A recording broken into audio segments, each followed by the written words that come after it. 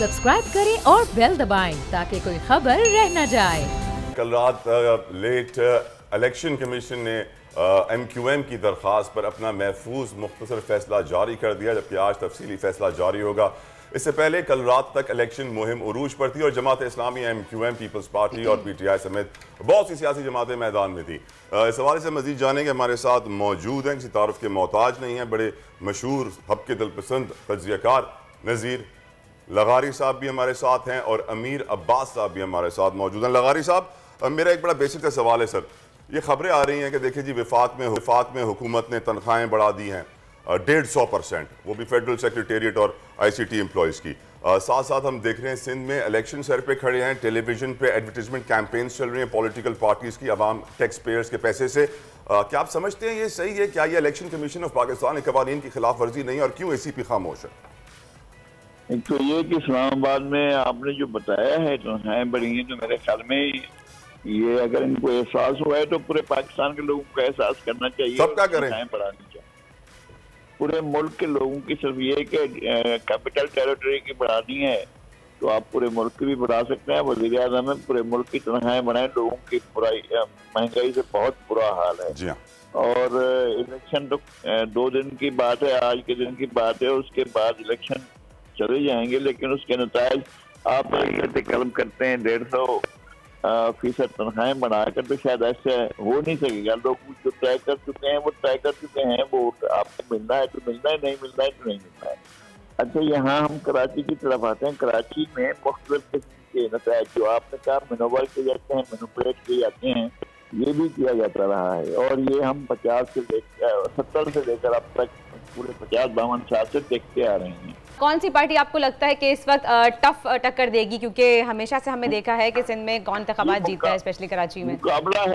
मुकाबला 4 जमातों में है, बाद में जोड़ तोड़ होगा। अभी 4 जमातों में मुकाबला है, PTI है, पीपल्स पार्टी है, अपना जमात इस्लामी है और MQM है। इन 4 जमातों के दरमियान है और बाद में जोड़ तोड़ होगा कि क्या किया जाए। लेकिन आपको क्या लगता है कौन सी पार्टी स्ट्रॉन्ग है? नहीं, कोई पार्टी इस तरह से स्ट्रांग नहीं है। अच्छा। स्ट्रांग बिल्कुल यूं नहीं है कि बिल्कुल स्वीप कर दिया, स्वीप करने की पोजीशन किसी की नहीं। अमीर भाई, मुझे बताइएगा इस बार जो हम बल्दियाती इंतखाबात में देख रहे हैं कराची में, देखिए MQM का सबसे ज्यादा प्रेशर था और MQM जो शामिल हुई थी इस इत्तेहाद के अंदर और इमरान खान साहब को छोड़ा, पीपल्स पार्टी के साथ उसका एक फायदा हुआ, उसके अंदर बाकायदा तौर पर बल्दियाती निजाम एक बहुत बड़ा इशू था और हमेशा से खासतौर पर 2008 के बाद से पीपल्स पार्टी के खिलाफ MQM का एक बहुत बड़ा मुकदमा ये रहा है जमात इस्लामी का कि पीपल्स पार्टी बल्दियाती इंतखाबात नहीं करवाना चाहती। अगर वो करवाती भी है तो वो एक कमजोर बल्दियाती निजाम लेकर आती है, जो कि आर्टिकल 140A कहता है कॉन्स्टिट्यूशन का कि आप एक ऐसा बल्दियाती निजाम लेकर आएंगे जिसमें बल्दियाती हुकूमतों को फाइनेंशियल, पॉलिटिकल, एडमिनिस्ट्रेटिव, बड़े क्लियरली ये 3 अल्फाज मौजूद है कि ये तीनों तरह की आप उनको खुद मुख्तारी देंगे। लेकिन चूंकि वो नहीं लाई पीपल्स पार्टी, तो इसी बुनियाद पर फिर एक वायदा हुआ जरदारी पार्टी का और उसमें नून लीग और मौलाना साहब जो है उनकी एक तरह से जमानत भी ली गई। जमात इस्लामी भी एक बड़ा एक आप कह लें कि एक स्ट्रॉन्ग एडवोकेट है एक मजबूत बल्दियाती निजाम की सिंध के अंदर और बिलखुसूस कराची, जारी बात है, जहाँ पे ज्यादा वोट बैंक है।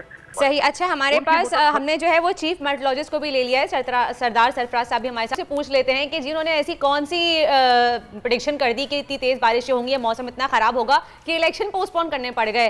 जी सरदार सरफराज साहब, बताइएगा ऐसा क्या कह दिया? कुछ मौसमी सूरत हाल आपको इतनी खराब लग रही है?